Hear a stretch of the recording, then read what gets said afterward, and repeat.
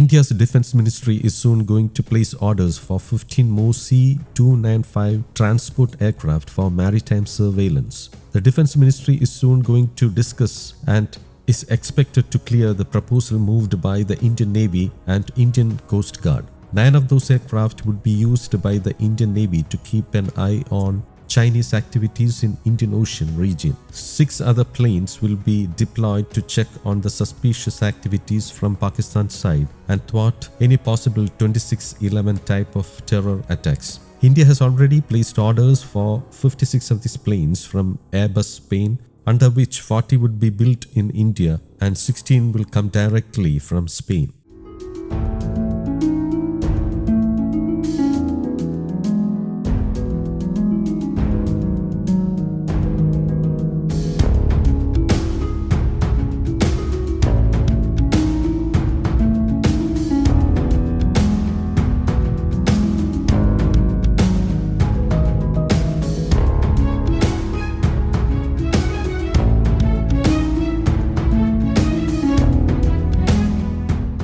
News desk Kaumudi global.